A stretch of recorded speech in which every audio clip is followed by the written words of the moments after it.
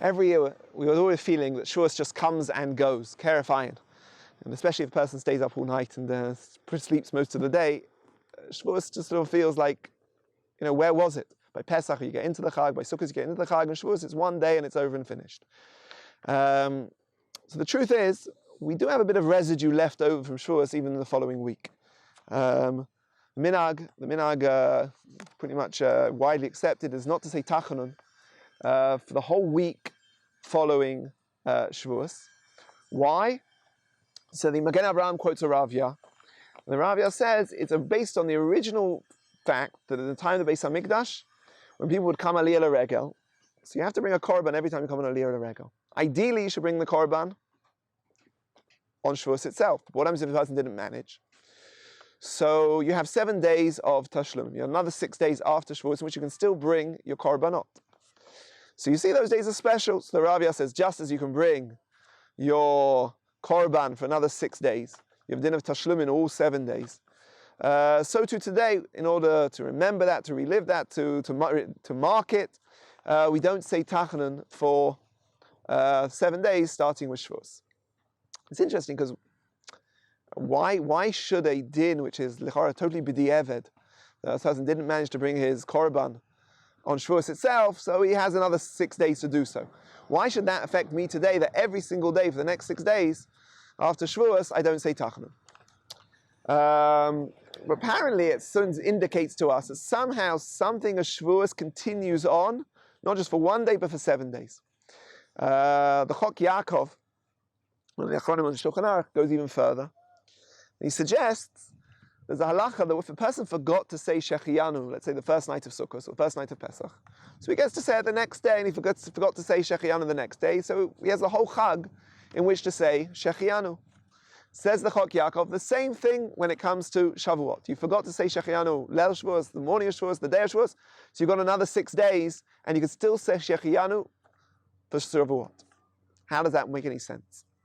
The Eshel Avraham, the back of the Shulchan Aruch, the Butchot, says that in the time of the Beis HaMikdash, it was Pashat. Everyone who went Aliyah L'Regel, they didn't go up for 1 day. No one goes up to Yerushalayim for just 1 day. They would stay for 7 days. The question is, what's behind all of this idea? So if we go back to the original source of this idea of Tashlumim, you can actually have 7 days to bring your korban. If we actually look at the original source, we'll actually reveal that actually Shavuos itself isn't a 1 day chag. It's actually really a 7 day chag. Gemara Chagiga presents various different options. What's the idea of Tashlumim for 7 days? Minayin la'atzeret sheyesh la Tashlumim. How do you know Tzeret has 7 days? Gemara Chagiga daf Yuzayin. So it says b'chag hashmatzot, b'chag hashvuot, b'chag hasukkot. Pasuk connects all 3 chagim. Makish chag hashvuot lechag hamatzot. Ma chag hamatzot yesh la Tashlumim kol shiva. Ach chag hashvuot yesh la Tashlumim kol shiva. So just as Pesach is a 7 day chag, so to Shavuos you have 7 days to bring your Tashlumim. Another option, the Gemara says, Amakra ukaratem ukatzartem. Right? Somehow the festival in which you're doing katsira. Eiz chag shata kotzer v'korei v'kotzer. But which chag in the year does a person do katsira, actually reap the produce from the ground and cut the wheat? Havyomer ze chag atzeret. Eimat. So the Gemara says there's a chag on which you reap the crops, and that must be Shavuot. Now, which days are referring to? On the first day there's Nissa Malacha, so it can't be referring to the first day. It must be referring to the next 6 days of Shavuot, which is still called Shavuot, but you're allowed to reap the produce. Now, if you look at both of these sources, what's interesting is neither of them are trying to tell us a chiddush in the laws of korbanot. That somehow, for some reason, the chagiga can be brought for 7 days. Both these makorot are talking about the actual nature of the chag itself, telling us that actually Shavuot lasts not for 1 day, for 7 days. The first makor says, oh, it's just like Chag HaMatzot, 7 days. So too Chag HaShavuot is 7 days. The second makor says, it's actually called a chag on which you reap. And since it's still chag, therefore it's obvious you can bring Tashlumim. The Gemara even carries on and says further that I need both of these sources, because if I only had one, I would have thought maybe there's actually a 7 day chag in which is asur b'melacha for 7 days. So the Gemara says, no, it's not true. The asur b'melacha only applies for 1 day, and then there's another 6 days in which is mutter. Now, how do we understand this?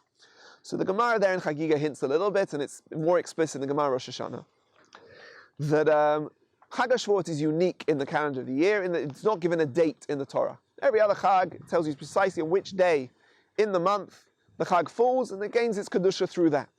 But Chag HaShavuot, what defines when it falls? So we know it falls exactly 50 days after Pesach, and we demark that day by counting the Omer for 49 days. So the Gemara has an amazing line. The Gemara says, just as Rosh Chodesh is one day, because we count the month, the days of the month by day units, we count 29 days, and then when we finish that, the next day is going to be defined as Rosh Chodesh. So to Chag HaShavuot is counted by units of a day. We count 49 days, and then the next day is Kadosh, and that's why Shavuot is one day. So then the Gemara says, whoa, we don't just count days, we also count weeks. It says, oh, you're right, and therefore Shavuot is also a week long, and therefore you can bring your Tashlumim for 7 days. Now this Gemara is fascinating. First of all, the Gemara seems to assume that Shavuot is actually created by our counting. In other words, it's not just we have to count the days between Pesach and Shavuot, but by counting the days from Pesach, we actually create Chag HaShavuot by defining the 50th day, and then on that day Shavuot lands. What also comes out from this Gemara is there is a double counting.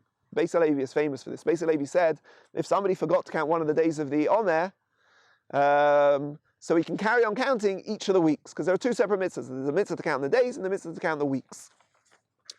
So what comes out of this Gemara is there's two different counts. There's counting of the days, which results in a single day at the end of those 49 days, which is one day of Shavuot. But there's also a counting of weeks from Pesach to Shavuot, 7 weeks, which results in a week-long Chag HaShavuot. And the Tashlumim is connected to the second of those things, therefore you have a whole week to bring. What's the idea? So we're familiar with this idea that actually there's a double cycle in the Torah of the Chagim. There are 2 cycles. There is a cycle of the Shlosh Regalim, which are mentioned, every place the Torah mentions Chagim, it mentions the Shlosh Regalim. In Parshas Re'eh, in Parshas Mishpatim, in Parshas Emor, and Pinchas. But then, in addition to the Shlosh Regalim, there are also Yom Kippur and Rosh Hashanah, which are only mentioned in Parshat Emor and Parshat Pinchas. And if you look at the way the Chagim are presented, they're presented in a very different style. In Parshat Mishpatim and Parshat Re'eh, where only the Shlosh Regalim are mentioned, they're mentioned as agricultural Chagim. The date is not given as a date in the month, it's given as the agricultural period of time. Chag HaAviv, Chag HaKatzir, Chag HaAsif.